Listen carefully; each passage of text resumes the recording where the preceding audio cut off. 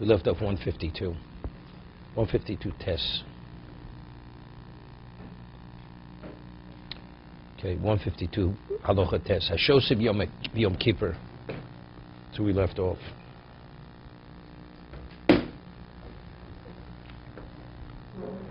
Malo lugmav. Just in the middle of this. Chayov. Malo lugmav meant a cheekful of liquid.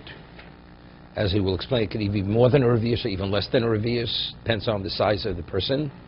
And this is evaluated, estimated based on the person in terms of the volume of the person. Hagodl fi godlo, v'akotl fi kotno. So Mishna Berura had explained that regarding the whole issue of Yom Kippur is what is inui.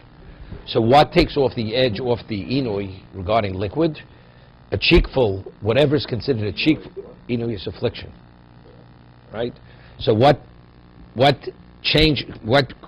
about the transition from being afflicted to none?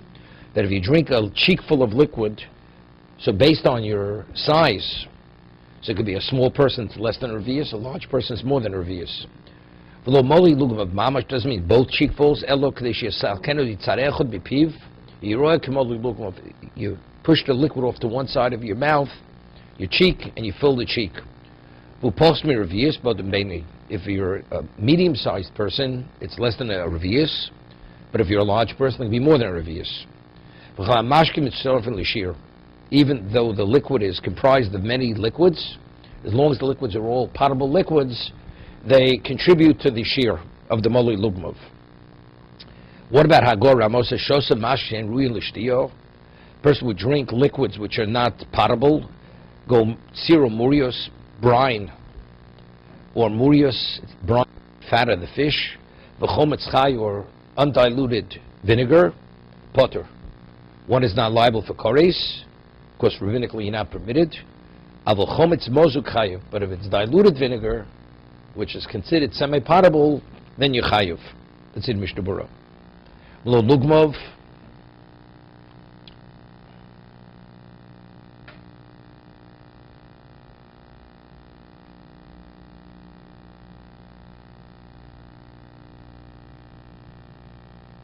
Okay, we're holding Yud. Shosa ma'at v'chosa v'shosa. Okay, now we're speaking about the whole concept of K'dei Achilas Pras. We had said that regarding eating solids, that if it's K'dei Achilas Pras, it's within a certain time frame, it's considered, we combine the small amounts, if it's within that time frame. What about in regard to drinking? Do you have to drink it in one gulp or in 2 swallows? Or also, over the same period of time, we say that we combine the various sips. Shosa ma'at v'chos v'shosa. Drank a little bit, drank again. Im yesh b'tchila shtiyo rishona at sof shtiyo achron k'dei shtiyas revius. From the beginning till the end, what it takes to drink a revius, it's that period of time. Mitzdarfen l'chshir. Then they're combined. V'imlave mitzdarfen. So how long does it take to drink a revius? 2 swallows.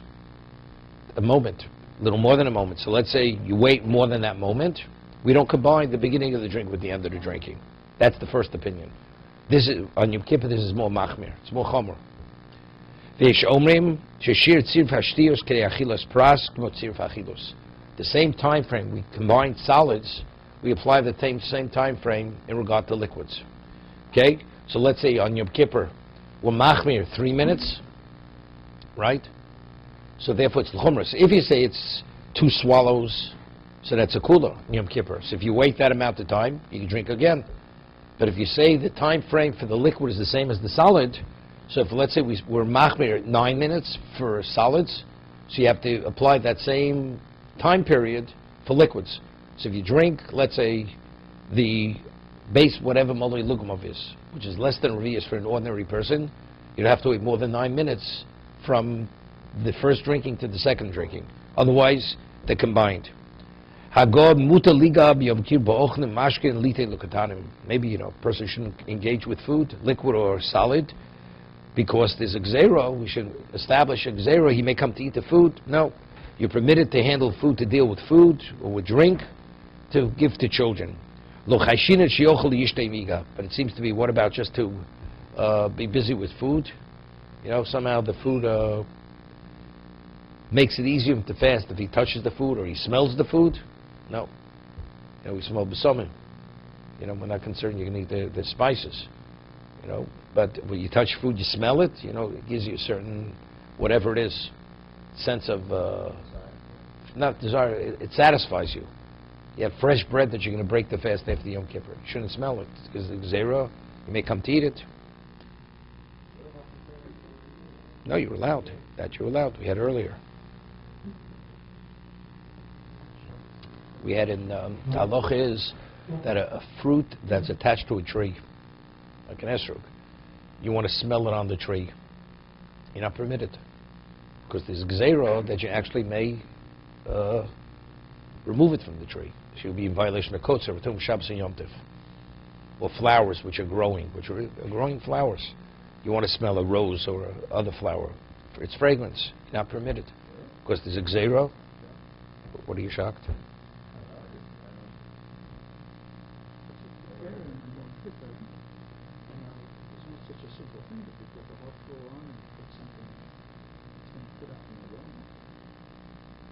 Well, usually you don't. You mean for the person who's preparing the food? Yeah. Look, if the person starts salivating from it, it becomes a problem. Especially if it drips into the hot drawer. No, you're not permitted. Firstly, you're not permitted. You're not permitted to touch a tree on Shabbos. A bush. You want to touch the bush. It's muktzah. Did you know that? A bush. You have a bush, a rose bush, right? You want to touch it. You're not permitted. But if you have one of those imitation trees growing in your dining room, going through the skylight, that's okay. Just keep the Costco label on the tree. No, if it's roses on your table, it's not a problem, because they're cut. But if it's attached to the bush, there's a gzeira that you may actually detach it. No, you're getting close. It's not you walking by a bush and you smell the fragrance. You're talking about you actually putting your nose to the flower. If you don't touch it, there's not a problem. But if you touch it, there's a problem. Or you get close enough where there's a chance you may actually detach it.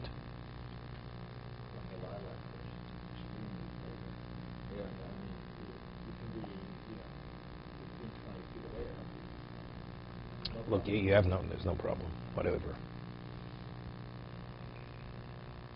On Park Avenue, there's certain years certain times of the day they put flowers in the beds, so over there it says, if you take it, it's either fine or 2 years imprisonment. So maybe that would be enough. So there you're permitted to smell it. It doesn't pay to pull it out. Okay. Okay. David tried it. Okay.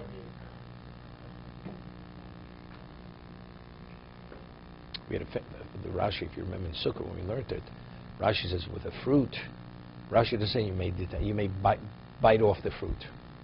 You may bite the fruit while it's attached to the tree. So the Magen Avraham asks, but it's klachayad, right? If a person goes and unconventionally removes a fruit from a tree, you're not in violation on a Torah level. So it's gzeira. You may take a bite out of the fruit, but that's not the conventional way of detaching something from a tree. That's a question they ask on Rashi. Because simply it means, because you may actually, in the conventional manner, you may detach the fruit. In fact, you may take a bite out of the fruit. Okay? Whatever. Say something. But that's the question they ask. That's Yud. V'yesh omrim. He cites the second opinion that we apply the same time period for liquids as for solids. It's a kula. It's a chumrah. It's a very exceptional chumrah, right? The first opinion is much more lenient. What it takes to drink a revius, that's the shear. So if it takes to drink a revius, let's say 5 seconds, right? So if a 5-second time period passes, you can drink again. A person who has to drink on, let's say, Yom Kippur. But if you apply the time frame to solids, you have to wait 9 minutes. Okay, so it's a much longer time. This has to do, we have this in Birchas Hanenin, to say a burning the foshos. If you drink even a droplet of liquid, you have to say a bracha shakol, correct? What about the after bracha? You have to drink a revius. So the problem Mishna Berura says, what about tea? Drink a hot glass of tea, cup of tea. It's not over 9 minutes you can drink it. Let's say 9 minutes, it's 3 minutes, right? Over 9 minutes? If you can engage in conversation. Over 9 minutes. If you continue sipping it, over 9 minutes you could, but within 2 gulps it's not possible. So the Mishna Berura cites 2 opinions there. That the whole concept of Kadesh Tiyas Revius is because it's the manner in which you drink it. So let's say something very hot, it's not possible. So therefore we don't apply the principle of the way something is drunk in two swallows. So therefore it would be an extended period of time. So it's really based on the item the object that you're drinking, whether it's hot, whether it's cold. Something's very cold, you can't drink it also in 2 sips. It takes longer if it's very cold.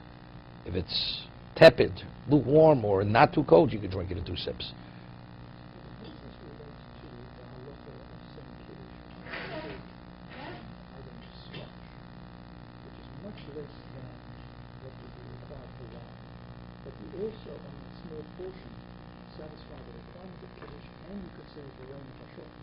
Not if you don't drink the revius. Everybody agrees. No, not regarding bracha achrona. That's only in regard to kiddush. You can be Yotzei, not bracha achrona. Nobody says not bracha achrona. Only kiddush. It's a leniency. No, not at all. No.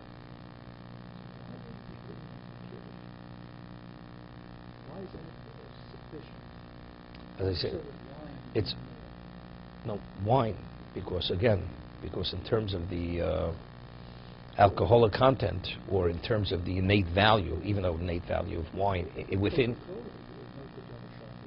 No, definitely not. It's not enough. Only whiskey, because whiskey is valued when you drink a smaller amount. They're only makel regarding the shear for kiddush, not for bracha achrona. You couldn't say burn the parshas of wine or any other liquid that you would what we call chamer medina. If you want to say kiddush in a glass of orange juice, right, or a cup of coffee, right? You could say havdalah. Many years ago, many people said havdalah on a cup of coffee because some people can't drink wine or grape juice for havdalah. So the question is, how much do you have to have? You have to have a revius. Okay? So one of these little demi-tasse cups is not good enough.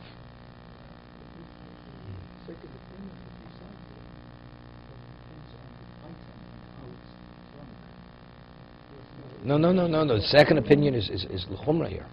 It's irrelevant. We apply the same time frame to liquids as we apply to solids.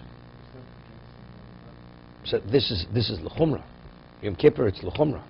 That means if you drink a little bit, you have to wait 9 minutes before you drink that other little bit. Otherwise, we combine them within 9 minutes. The first opinion is much more lenient.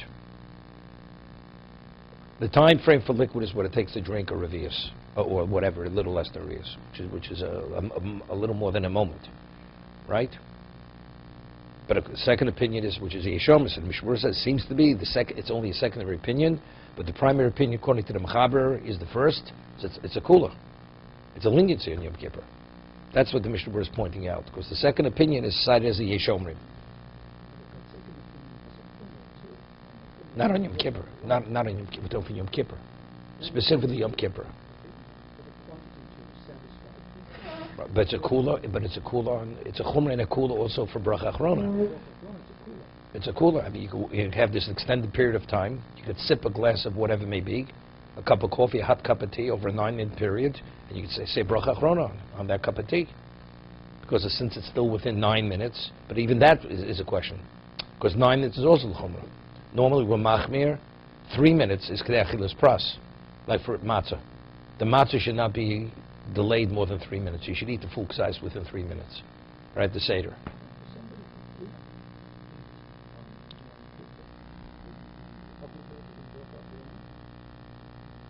He did an Isser.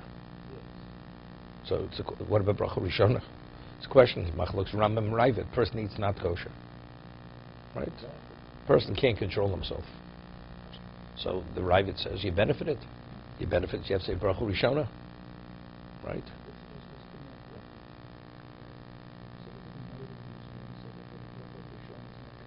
Be the same question. Would be the same question. The Bracha, same argument, Rambam and the Ravid.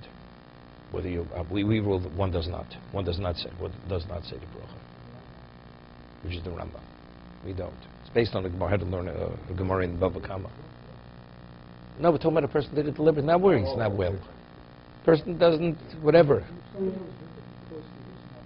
That's something else. No, if halachically he was permitted or obligated to eat. If you eat on Yom Kippur, the person is obligated to eat on Yom Kippur. And Bracha, a famous story with Reb Shlomo Lanter, right? In Vilna, he made Kiddush on Yom Kippur night. There was a cholera epidemic. He wasn't concerned for himself. But he knew that if he wouldn't make Kiddush and drink publicly the wine, nobody's going to eat on Yom Kippur. But if Reb Shlomo Lanter is drinking the cup of wine, everybody ate on that Yom Kippur. There was a cholera epidemic. So even though for him it's not pikuach, it doesn't make a difference. He violated Yom Kippur for other people. So they should eat. So it was pikuach nefesh. I mean, this comes up every year. Let's say a woman just gave birth. A woman gives birth on Yom Kippur. She eats on Yom Kippur, right? She's a chodesh ish b'sakona. So I mean, she has to wash, say a motzi, and she benches if she chooses to eat bread.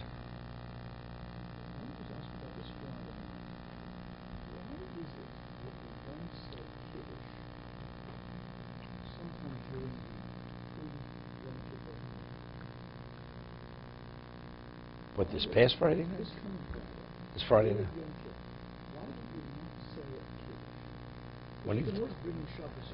Once you bring it in, then bringing Shabbos in early means it's already Shabbos. That means it's the seventh day. That means Yom Kippur has begun. You bring Shabbos early, that's Yom Kippur. Yeah. Okay, just let's do Mishna Berura. So he cites over here, V'yesha Omrim, Loshem Chab Mashma De'ika Kedei Rishona. Avla Prichorosh V'agro Kos V'de'ika Kedei Shneya. He says, but the Prichorosh and the Vilna Gaon rule, the primary opinion is the second opinion. So we're machmer. So if a person asks you, how should I conduct myself? You have to give him the second opinion. So really it comes out it's almost like it's a svek-sveka. It's a machlokas. I mean, so let's say a person has to eat. Do you tell him 9 minutes or 3 minutes? It's normally a question, is it 3 or 9? But we're asking regarding liquid. Now, with questions, we apply the same time frame to liquid as solid or not? That's a machlokas, the mechaber and the gro. Right? So that's one argument. And then we have another argument. Question, what is exactly the time frame? Is it 3 minutes, 9 minutes? So regarding liquid, seemingly it could be makel with 3 minutes. No, with 3 minutes on Yom Kippur. That you don't have to wait 9 minutes, right? L'kula, it's a svek l'kula. According to the mechaber, it's a moment. You're permitted. According to the opinion, even if you mach like the grot, it may be what? It may be 3 minutes. So maybe 3 minutes. It's less time, so you'll be able to drink again, right? Seemingly, so we'll make that differentiation. Yeah, definitely. Right? I mean, so people are yotze b'di'evet, very often arba kosas. The women especially, they can't. They drink a little bit, they sip and drink until they finish that glass. It takes forever. So if it goes more than 9 minutes, it's a problem. So a couple of minutes. So yotze, but according to the mechaber, they're not yotze.